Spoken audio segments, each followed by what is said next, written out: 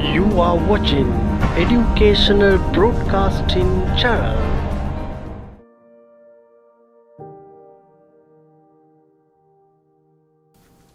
අයිබෝන් දෙපතේ සුබ දවසක් ඔබට. අපි අද දවසේ තවත් එක්ක එකතු වෙනවා. අපේ යාමිතිය පාඩමාලාවත් එක්කලා. එහෙම නැත්නම් ඔබට මතක ඇති අපි මේ වෙනකොට යාමිතිය සමද්විපාද ත්‍රිකෝණ කොටස තමයි සාකච්ඡා කරමින් ඉන්නේ. ඉතින් 10 ශ්‍රේණියට අදාළ පාඩමක්. නමුත් 10 ශ්‍රේණිය වුණාට 11 ශ්‍රේණිය විශේෂයෙන් සාමාන්‍ය පෙළ පන්තියේදී සාමාන්‍ය පෙළ පස්සපත්තරේට මේව පාඩම ගොඩක් වෙලාවට සම්පූර්ණ ප්‍රශ්නයක් විදිහට එන අවස්ථාවක් තියෙනවා. එහෙම නැත්නම් ප්‍රශ්නයක් කොටසක් විදිහට මේව පාඩමට අදාළ ප්‍රශ්න කිහිපයක් ලැබෙන්න විශේෂයෙන් සාධනය ලැබෙන්න ඉඩ තියෙනවා. ඉතින් එවන් වූ ගැටලුවක් අපි ගිය සතියේ සාකච්ඡා කරා. ඉතින් අපි තවදුරටත් සමද්විපාද ත්‍රිකෝණ පිළිබඳව සාකච්ඡා කරමු. අපිට මතක ඇති සමද්විපාද ත්‍රිකෝණ ගත්තාම අපි ඉගෙන ගත්ත ප්‍රමේයයක් ඒ තමයි සමද්විපාද ත්‍රිකෝණයක සමාන පාද දෙකක් තියෙනවා නේද? ඒ කියන්නේ සමද්විපාද කියලා කියන්නේ සමාන පාදවලට සම්මුඛ කෝණ සමානයි කියලා. ඒ කියන්නේ සමද්විපාද ත්‍රිකෝණයක පාද දෙකක් වගේම සමාන කෝණ දෙකකුත් තියෙනවා. පාද දෙකක් සමානයි වගේම කෝණ දෙකකුත් සමානයි. ඒකද කියන්නේ නේද? මේ කෙටියෙන් ගත්තොත් එහෙම. ඉතින් අපි මේ සමද්විපාද ත්‍රිකෝණ ආශ්‍රිතව ගැටලු කිහිපයක් සාකච්ඡා කරා. එක ප්‍රමේයක් සම්බන්ධ කරගෙන.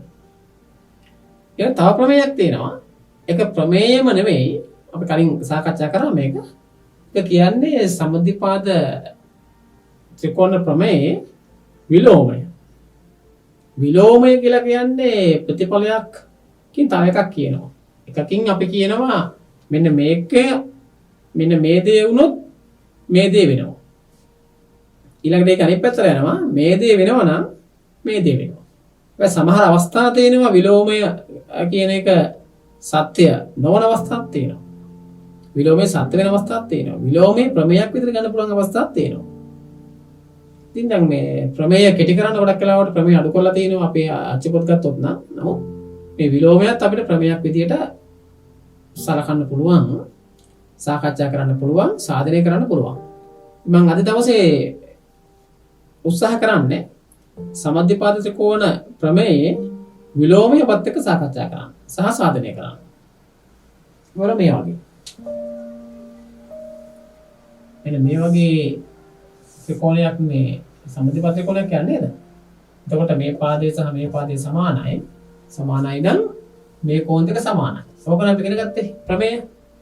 ඊළඟට අපිට දෙනවා මෙන්න මේ අවස්ථාව. පාද දෙක ගැන මොකක්ද කියන්නේ නැහැ. නමුත් මෙන්න මේ කෝණ දෙක සමානයි. මේක y නම් මේකත් y. මේ කෝණ දෙක සමාන වෙනවා නම්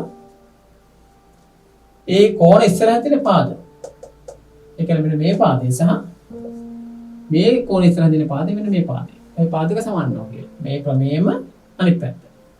පාද දෙක සමානයි නම් කෝණ දෙක සමාන වෙනවා. ඒත් එක්කම කෝණ දෙක සමානයි නම් පාද දෙක සමාන වෙනවා. ඔන්න ඔකයි කතන්දරේ. එතකොට අපි මෙන්න මේ ප්‍රමේය යොදාගෙන අපි මේ ප්‍රමේය අපි සාකච්ඡා කරා සහ සාධනය කළා.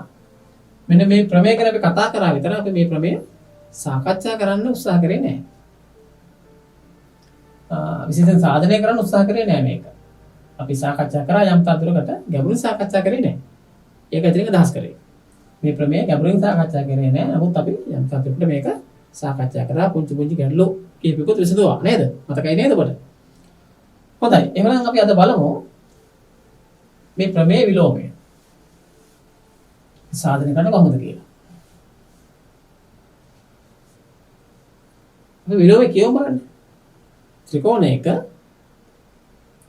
පාද දෙකක් නෙවෙයි. ත්‍රිකෝණයක කෝණ දෙකක් සමාන වේ නම් සමාන කෝණ වලට සම්මුඛ පාද සමාන වේ. අපි සමද්විපාද ප්‍රමේය ගත්තොත් කොහොමද එන්නේ? ත්‍රිකෝණයක පාද දෙකක් සමානයි නම් සමාන පාද වලට සම්මුඛ කෝණ සමාන වේ. මේ කියන්නේ පැත්ත ත්‍රිකෝණයක කෝණ දෙකක් සමාන වේ නම් කෝණ දෙකට සම්මුඛ පාද සමාන වේ. එන මොකද ප්‍රමේය? විලෝමය කිසියම් ත්‍රිකෝණයක කෝණ දෙකක් සමාන වේ නම් සමාන කෝණ වලට සම්මුඛ පාද සමාන වේ. ඒ කියන්නේ අපි අතන බැලුවොත් මෙහෙම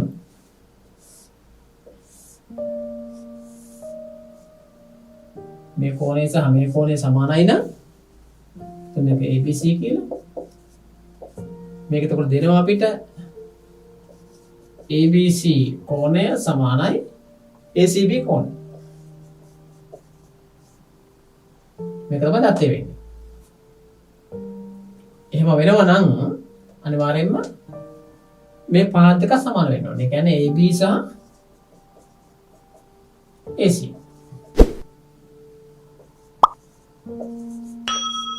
කෝණ දෙක සමාන විට පාත් දෙක සමාන වෙනවා. අනෝක තමයි අපි ප්‍රමේය කෙටියෙන් ගත්තොත් එහෙම අපි බෝඩ් එකට ගත්තොත් ගාන්ධමේ භාෂාවේ අපි මම දෙක කිව්ව දේ අපි ගත්තොත් එහෙම මෙතනට මෙන්න මේ වගේ තමයි එකතපලයක් තමයි එන්නේ. මෙන්න මේක අපි දැන් සාකච්ඡා කරන්න ඕනේ සාධනයත් සමග. දැන් ඊළඟ පියවර තමයි මේ විලෝමය සත්‍ය බව සාධනය කිරීම. දැන් අපි බලමු මේ ප්‍රමේය සාධනය කරන ආකාරය. මෙතනදිත් අපිට ලැබෙනවා ත්‍රිකෝණයක් ලැබෙනවා ABC ත්‍රිකෝණය.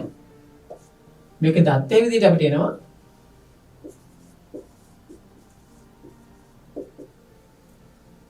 දත්තේ මෙන්න මේ කෝණ දෙක සමානයි කියන එක. ABC ත්‍රිකෝණයේ ABC කෝණය ABC කෝණය සමානයි මෙන්න මේ කෝණය ACB කෝණය. ඔක තමයි දත්තේ. දැන් අපි සාධනය කරන්න ඕනේ කවුද? සාධනය.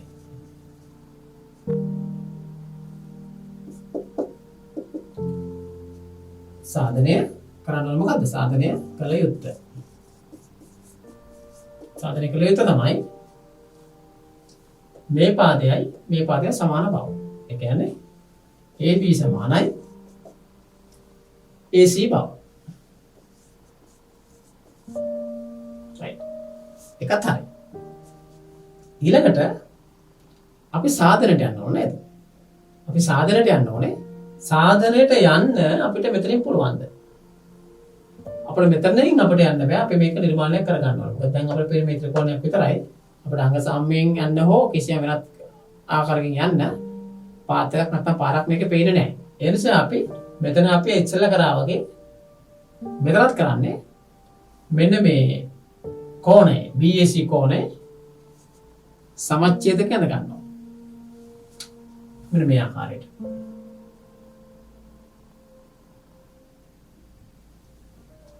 අඩි ගන්නවා නේ කියලා.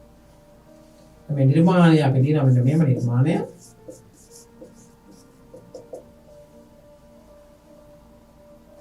BAC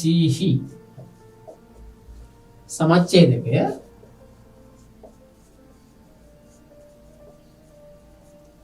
නිර්මාණය කර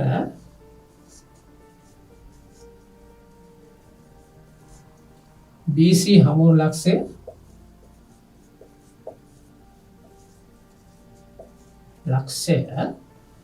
D ලෙස ගැනීම. හරි. මේකත් හරි. දැන් තියෙන සාධනයට යන්න. දැන් තියෙන්නේ සාධනය. දැන් සාධනයට යනවා නම් අපි කොහොමද යන්නේ? අපිට පේන්න තියෙනවා මේ ත්‍රිකෝණ දෙකක් තියෙනවා නේද? මේ ත්‍රිකෝණ දෙක අපි අංග සමයි කියලා පෙන්න ගත්තොත් හරි. පෙන්න ගන්න පුළුවන්ද? බලන්න මෙන්න මේ ත්‍රිකෝණය. ABD ත්‍රිකෝණය සහ ACD ත්‍රිකෝණය. මේ ත්‍රිකෝණ දෙක දිහා බලන්න. දැන් මේකේ එතකොට පොදු පාදයක් තියෙනවා. කෝණ මෙන්න මේ කෝණය සහ මේ කෝණය සමාන. ඒ වගේම නිර්මාණයත් එක්කලා මේ කෝණ දෙකත් සමානයි. මේ කෝණයයි මේ කෝණයයි සමානයි. මේ කෝණයයි මේ කෝණයයි සමානයි.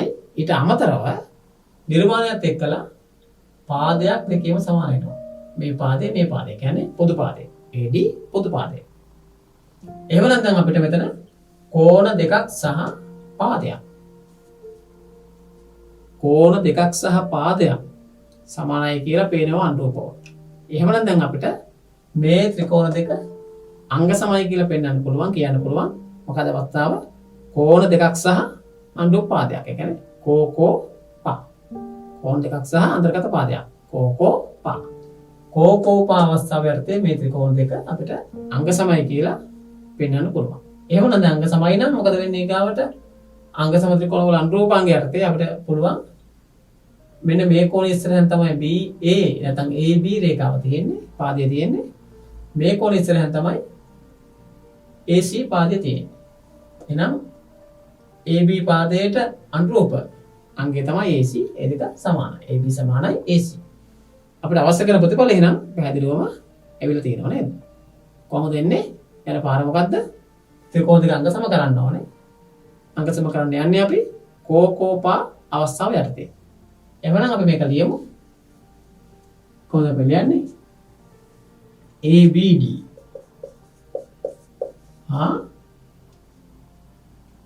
ACD ත්‍රිකෝණවල. දැන් අපි එකිනෙකට පියවරෙන් පියවර පිටක ලියාගෙන යමු. අපිට පේනවා AD සමානයි AD පොදු පාදය. පොදු පාදය. ඊළඟට අපිට පේනවා තව එකක් AB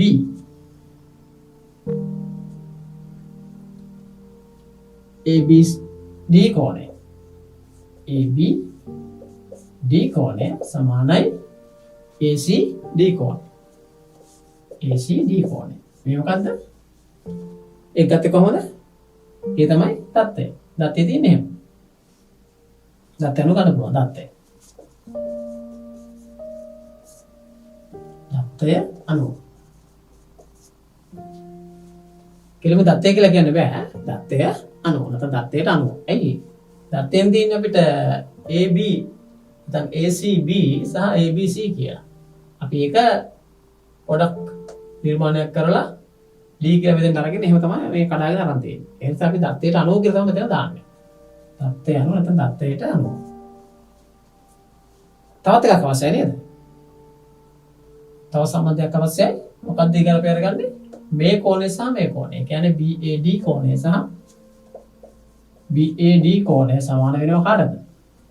CAD කෝණයට. මේක හේතුව මොකද්ද? මේක හේතුව මොකද්ද? මොකක්ද දාන හේතුව? හේතුව තමයි මේක අපි ගත්තේ දත්ත එහෙම ගත්තේ දුන්නේ නැහැ. අපි නිර්මාණයක් කරා. නිර්මාණය කරේ මේ දෙකේ සමච්ඡේදකය. ඒ කියන්නේ මේ කෝණයේ සමච්ඡේදකය. ඒ කියන්නේ මේ දෙක සමානයි කියන එක. නිර්මාණය.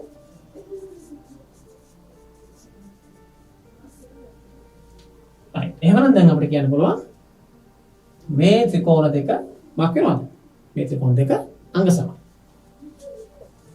එම නිසා ABD ත්‍රිකෝණය අංග සමයි ACD ත්‍රිකෝණය. අවස්ථාව කෝණ දෙකයි පාදයයි. කෝ පා නැත්නම් පා කෝ පා අවස්ථාව. ඊළඟට කියන්න පුළුවන් අපිට මොකක්ද කියන්න පුළුවන්?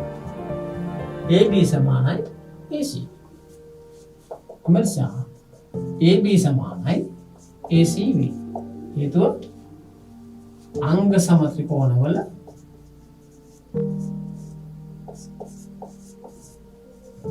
අනුරූප අංග.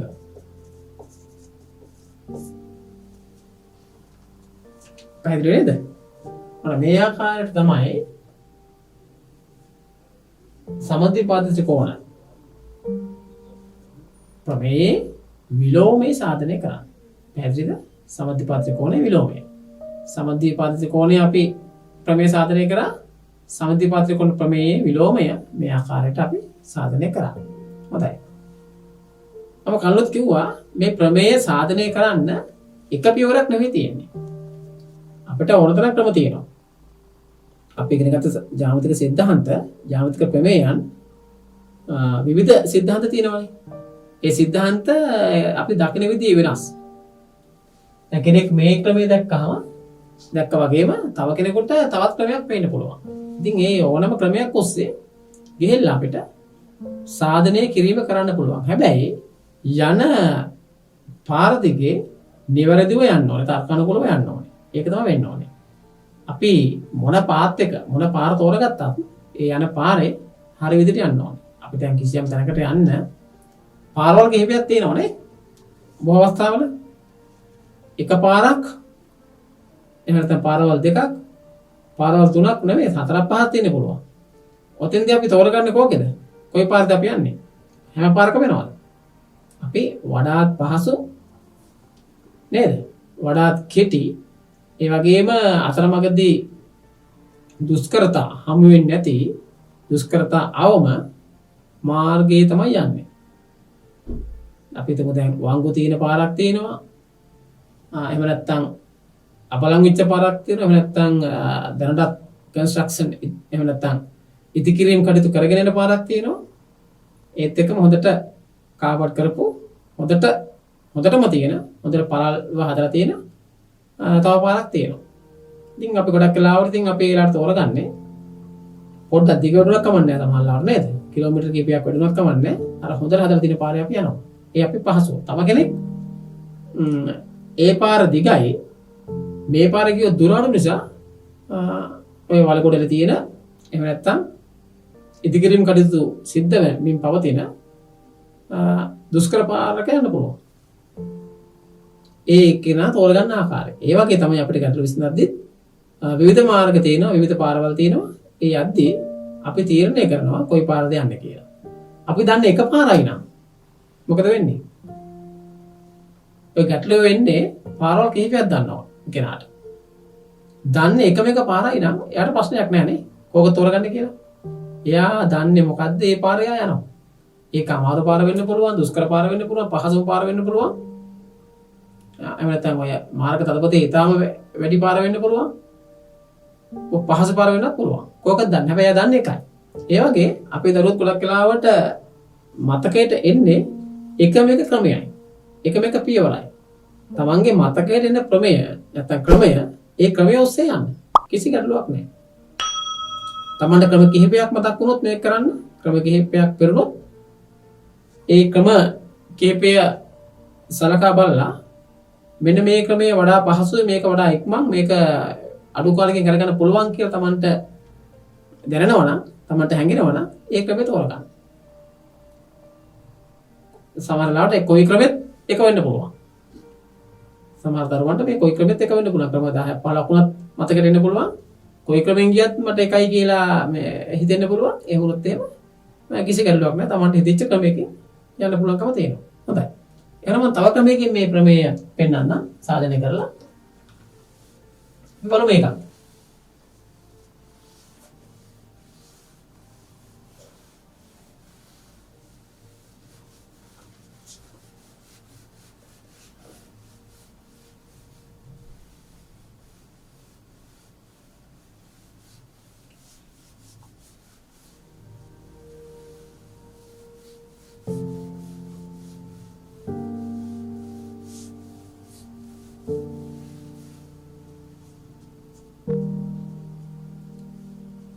එතකොට අපි දැන් ඉන්නේ සමථපාත්‍ර කොණවල ප්‍රමේය විලෝමය. එක ක්‍රමයකින් සාධනය කරා තවත් ක්‍රමයකින් සාධනය කරන්න උත්සාහ කරන්නේ.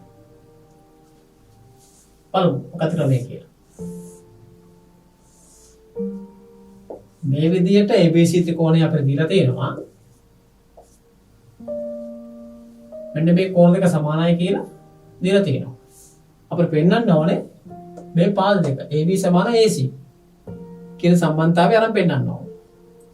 අපි එක ක්‍රමයක් අපි ගියා කොහොමද ගියේ? මෙන්න මේ කෝණයේ සමච්ඡේදක නිර්මාණය කරා. ඊළඟ ක්‍රමය තමයි අපි සමච්ඡේදකයේ වෙනුවට ලම්බකයක් නිර්මාණය කරනවා. AC ට BC ට ලම්බකයක් නිර්මාණය කරනවා. ඒක තමයි දෙවෙනි ක්‍රමය. අපි ඉස්සරහ ලියමුකෝ මේකේ ක්‍රමානුකූලව දත්තය ඉස්සෙල්ලාම ලියනවා. දත්තය තමයි ABC ත්‍රිකෝණයේ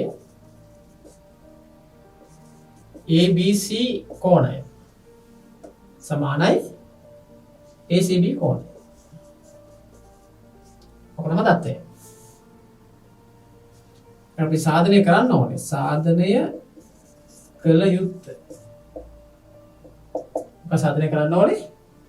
සාධනය කරන්න ඕනේ. AB සමානයි AC. බව. ඔක තමයි සාධනය කරන්න ඕනේ. දැන් ඊළඟට වැදින් අපි නිර්මාණයක් කරනවා. නිර්මාණයක් ලියමු.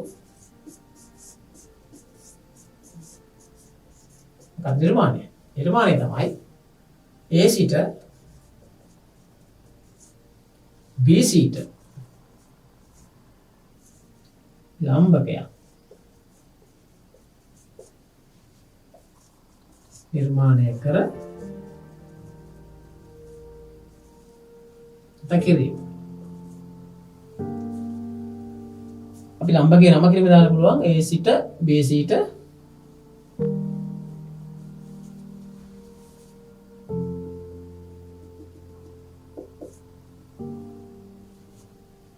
AD ලම්බකය හොල යන්න පුළුවන්. AD ලම්බකය නිර්මාණය කිරීම. පැහැදිලිද? මෙන්න මේ ආකාරයට. ABC ත්‍රිකෝණය තියෙනවා. ඊළඟට අපිට දත්තයක් විදිහට මේ කෝණ දෙක සමානයි කියලා දීලා තියෙනවා. අපි නිර්මාණයක් කරගන්නවා. නිර්මාණය තමයි AC ට BC ට ලම්බකයක් නිර්මාණය කිරීම. ලම්බකයක් නිර්මාණය කරනවා කියලා කියන්නේ දැන් මෙතන කෝණයේ අංශක 90යි නේ. මේ කෝණය 90යි, මේ කෝණය 90යි. අපි 90ක් තමයි හැමති. කෝණ දෙකක් නිසා එකක් ඍජු කෝණයක් කියලා පෙන්වුවාම ඇති. ඒකට දන්නවා ඕනම කෙනෙක් අනිත් කෝණයත් එහෙනම් අනිවාර්යයෙන්ම ඍජු කෝණයක් වෙනවා කියලා. හොඳයි. දැන් අපි සාධනයට යමු. සාධනයට යන්නේ කොහොමද? ත්‍රිකෝණ දෙකක් අරගන්නවා. ත්‍රිකෝණ දෙකක් තියෙනවා නේද? ඒ ත්‍රිකෝණ දෙක අරගන්නවා. ඒ ත්‍රිකෝණ දෙක අංග සමයි කියලා පෙන්නනවා. දැන් අපිට මේ ත්‍රිකෝණ දෙක අංග සමයි කියලා පෙන්වන්න පුළුවන්. මේ ත්‍රිකෝණ දෙකක් වගේම AB එහෙම නැත්නම් ABD සහ ACD කියලා කියන්නේ ත්‍රිකෝණ දෙකක් විතරක් නෙවෙයි මේ අපිට ගන්න පුළුවන් ඍජු කෝණී ත්‍රිකෝණ දෙකක්. දැන් මෙතන අපිට ඍජු කෝණී ත්‍රිකෝණ දෙකක් නිසා දැන් අපිට මේක කියන්න පුළුවන් පොදු පාදය කියලා. මේක පොදු පාදය. ඊළඟට මේක මොකක්ද?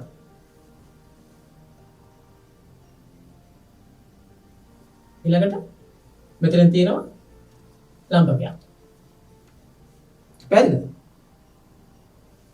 ABC ත්‍රිකෝණය තියෙනවා. මේ පාදක සමානයි කියලා දීලා තියෙනවා. ඊළඟට මෙතන අපි අඳලා තියෙනවා මොකද්ද? මෙතන තියෙන්නේ මොකද්ද? ලම්බකය. මේක සමානයි, මේ කෝණය සමානයි, මේ කෝණය සමානයි. එතකොට අපිට මෙතන හොඳට බලන්න කර්ණපාද අවස්ථාවෙන් යන්න පුළුවන්කම තියෙනවා. කර්ණපාද කියන අවස්ථාවෙන් අපිට මේක යන්න පුළුවන්කම තියෙනවා. ත්‍රිකෝණ දෙකක් විච්ච පළියට අපිට කර්ණයෙන් යන්න පුළුවන්. කර්ණපාදයෙන්. මට මෙතෙන්ද කොට පවසන්න තියෙන සුවිශේෂී කාරණා මේක තමයි. ගොඩක් දරුවෝ අංග සමය කියලා පෙන්වන්න ගියාම ත්‍රිකෝණී ත්‍රිකෝණ දෙකක් දැක්ක ගමන් ඒ ත්‍රිකෝණ දෙක කර්ණපා අවස්ථාවෙන් අංග සම කරන්න උත්සාහ කරනවා.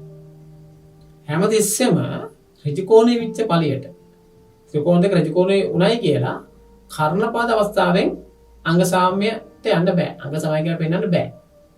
හේතුව තමයි කර්ණපා අවස්ථාවෙන් අංග සම කරන්න නම් මොකද්ද වෙන්න ඕනේ? කර්ණය අනිවාර්යෙන්ම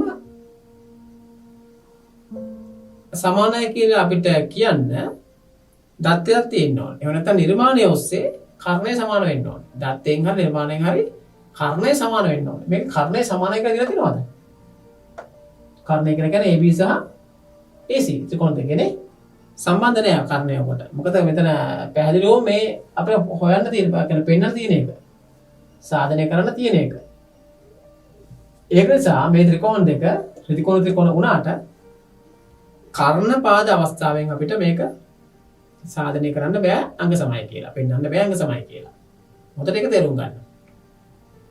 අපි කියන කලින් සඳහන් කරලා තියෙනවා ජ්‍යාමිතික ගැටලු ගොඩක් වෙලාවට අපේ දරුවෝ වරද්ද ගන්නේ ඔය පුංචි දේවල් අමතක කරලා පුංචි දේවල්. ඊටාම සියුම් තැන් අමතක කරනවා.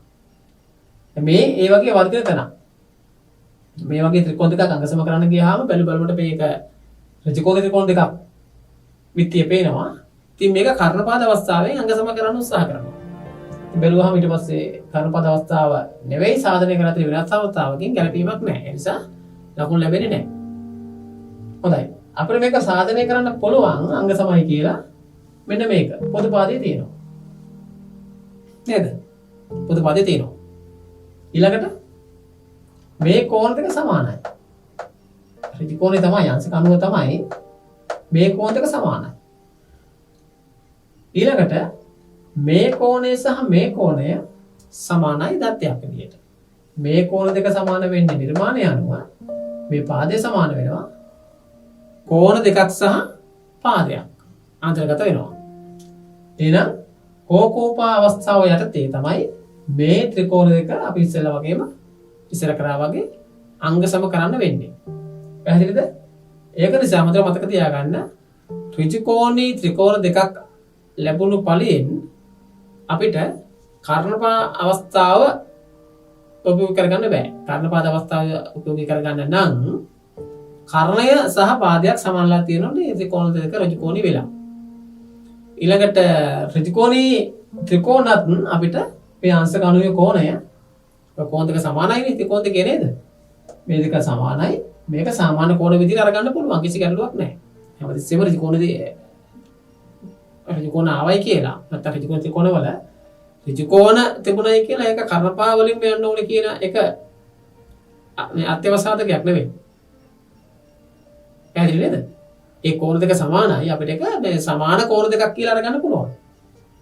කර්ණපාද අවස්ථාව ඔස්සෙන් යන්න පුළුවන් අවස්ථාවක් නම් අපිට ප්‍රශ්නයක් නැහැ. කර්ම අවස්ථාවට යනවා. එහෙම නොවන අවස්ථාවක නම් සමාන කෝණ දෙකක් කියලා ගන්න පුළුවන්. අංශ ගණනීය කෝණ දෙක, නැත්නම් ඍජුකෝණ දෙක සමාන කෝණ දෙකක් විදිහට සාමාන්‍ය කෝණ දෙකක් විදිහට අරගෙන අපිට ගැටලුවට යන්න පුළුවන්. හොඳයි. එහෙමනම් අපි දැන් මේක සාධනය ලියමු.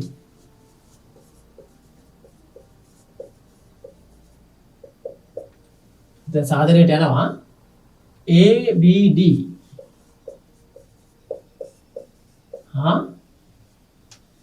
ACD ත්‍රිකෝණවල. එතකොට අපිට ගන්න පුළුවන් මෙතන ABD කෝණය සමානයි ACD කෝණය. මේක මොකද්ද? තත්ත්වය. ABD සහ ACD. ඊළඟට අපිට ආයෙ ගන්න පුළුවන් AD සමානයි AD. ඒක මොකද්ද? පොදු පාඩය. දැන් මෙහෙම ලියනත් අපිට කෙනෙක්ම AD පාදේ පොදුයි. එහෙම ලියන්න පුළුවන් අපිට. AD පාදේ පොදුයි. ඔබ පෙළපොතෙන් බලුවොත් පෙළපොත් වල සමහර තැන් වල මෙහෙම තියෙනවා. AD පාදේ පොදුයි. එහෙම ලියන්න පුළුවන් කිසිම ප්‍රශ්නයක් නැහැ. ඊළඟ කාරණය මොකක්ද? මේ ත්‍රිකෝණය ගත්තා, මේ පාදය ගත්තා. ඊළඟට මෙන්න මේ කෝණ දෙක. දැන් මේ කෝණය මොකද්ද? ADB. මේ කෝණය මොකද්ද? ADC. එහෙමනම් ADB කෝණය සමානයි ADC කෝණය. සමාන අංශක 90 කියලා ලියන්න පුළුවන් අපිට. මේ සමාන අංශක 90 නොලියුවත් ප්‍රශ්නයක් නෑ. එකම සමානයි කියලා තිබ්බත් ඇති. හේතුව මොකද්ද මෙතන? නිර්මාණය.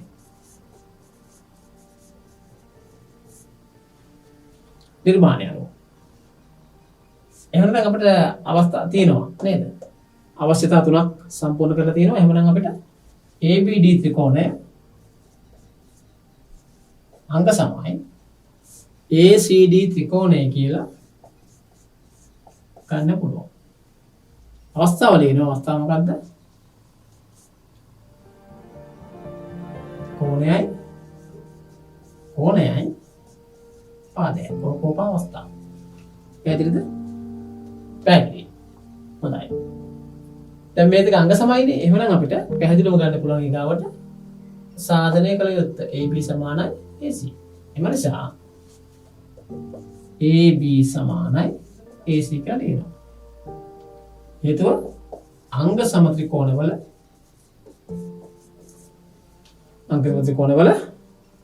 අනුරූප අංග.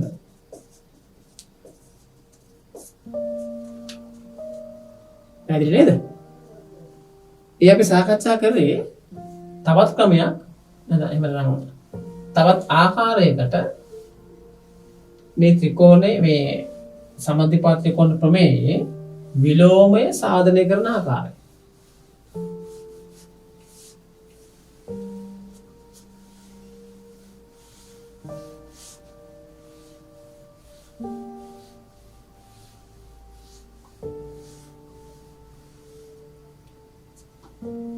එතන අපි විශ්වාස කරනවා ඔබට සමද්විපාත ත්‍රිකෝණ සම්බන්ධයෙන් යම්කිසි ගැටලු තිබුණා නම් සැකමසුදන් තිබුණා නම් මේ වෙනකොට සමද්විපාත ත්‍රිකෝණ සම්බන්ධයෙන් ඒ සම්බන්ධ සිද්ධාන්ත විශේෂයෙන් ප්‍රමේය සහ ප්‍රමේය විලෝමය ගැන ගැටලු තිබුණා නම් මම විශ්වාස කරනවා මේ වෙනකොට ඔබට ඒ ගැටලු බොහෝ දුරට निराකරණය වන්නට ඇති කියලා. විශේෂයෙන් ප්‍රමේය සාධනය කිරීමේදී මතක තබා ගත යුතු තැන් අපිට වර්ධනය වුණ වගේ තැන් වලද ඒ තැන් ගැනත් අපි විශේෂයෙන් සාකච්ඡා කරා. විශේෂයෙන් මෙතෙන්දී අපි යොදාගත්තා ත්‍රිකෝණ අංග සාම්‍යය. ඔබ හොඳට මතක තබා ගන්න. ඉදිරියේ තිබෙන සියලුම ජ්‍යාමිතික කොටස් අපි සියලුම කියන මේ අතාරමුකෝ. සියලුම ජ්‍යාමිතික කොටස් වගේ අපි ආවරණය කරගෙන යද්දී ත්‍රිකෝණ අංග සාම්‍ය වැදගත් වෙනවා. ඒ නිසා ත්‍රිකෝණ අංග සාම්‍ය නැවත අපිට නැවත හමු වෙනවා. ඒ නිසා දුවේපතේ ඔබ මෙතෙක් ඉගෙන ගත්ත ත්‍රිකෝණ අංග සාම්‍ය පාඩම් මම හිතනවා නැවත කොන්ටෙක්ස්ට් එක කරගන්න නම් හොඳයි. එම පාඩම් නැවත නරඹනවා නම් හොඳයි. ත්‍රිකෝණ අංග සාම්‍ය නැතුව අපිට ජ්‍යාමිතිය ඉදිරි ගමනක් නැහැ. ඔබට හොඳටම පැහැදිලි වෙන්නේ නැති මේ සමද්විපාද ත්‍රිකෝණ පාඩම පුරාවටම අපි ත්‍රිකෝණ අංග සාම්‍ය භාවිතා කරා. ඒ වගේම ඉදිරියේදී අපිට හමු වෙනවා සමාන්තර ආශ්‍ර, ඒ වගේ ගොඩාක් දේවල්. ළඟට 11ට ගියාම මධ්‍යස්ථ ප්‍රමේය වගේ එතනින් ගියාම ස්පර්ශක සම්බන්ධයෙන් එන ප්‍රමේය ගොඩාක් තියෙනවා. ඒ හැම තැනකදීම අපිට මෙන්න මේ ත්‍රිකෝණ අංග සාම්‍ය කියන එක අපිට කොහොම මිතුරෙක්, හිතවතෙක්, සහෝදරයෙක් වගේ හැම තැනකදීම අපිට අපේ උපකාරයට එනවා. ඒ නිසා මේ ත්‍රිකෝණ අංග සාම්‍ය කියන එක ඉතා වැදගත් වෙනවා ඉදිරි සියලුම ගැටලුවලදී. ඒ නිසා හොඳට මතක තියාගන්න ජ්‍යාමිතිය මොන පාඩම කරගත් අපි ඉස්සරහට ත්‍රිකෝණ අංග සාම්‍ය කියන එක ඉතා වැදගත් වෙනවා. දැන් ඔබ දැක්කන නේද? අපේ පාඩම උනේ සමද්විපාත ත්‍රිකෝණ. නමුත් අපි සමද්විපාත ත්‍රිකෝණ කරගෙන යද්දී අපිට ගොඩාක් තැන්වල අපි දැක්කේ මොනවද? ත්‍රිකෝණ අංග සාම්‍ය. ඒ නිසා මින් ඉදිරියේ තියෙන සියලුම පාඩම් වලටත් මේ වගේම ත්‍රිකෝණ අංග සාම්‍ය වැදගත් වෙනවා. ත්‍රිකෝණ අංග සාම්‍ය නැවත බලන්න, පුනරීක්ෂණය කරන්න. ත්‍රිකෝණ අංග සාම්‍ය හොඳින් ග්‍රහණය කරගෙන තියෙනවා නම් ඔබට ඉදිරි ජ්‍යාමිතික ගැටලු කිසිසේත්ම අමාරු වෙන්නේ නැහැ. එහෙනම් දුවේ පුතේ අපි අද දවසේ සාකච්ඡා කරලා අවසන් කරා සමද්විපාත ත්‍රිකෝණ. සමද්විපාත ත්‍රිකෝණ සම්බන්ධ ප්‍රමේය සහ ප්‍රමේය විලෝමය. ඒ වගේම මෙම ප්‍රමේය ආශ්‍රිතව අපිට එන්න පුළුවන් ගැටලු කිහිපයක් අපි සාකච්ඡා කරා. තවත් අපිට පාඩම් ගණනාවක් සාකච්ඡා කරන්න තියෙනවා. එහෙනම් අපි ඉදිරියේදී තවත් සාකච්ඡා කරමු මේ වගේ පාඩම් කිහිපයක්. එවනම් අද දවසේ අපි සමද්විපාත ත්‍රිකෝණ පාඩමට සමුදෙන ගමන්ම අද දවසේ පාඩමත් මෙතනින් අපි අවසන් කරනවා. එහෙනම් ගිහින් එන්න. අයබෝවන්.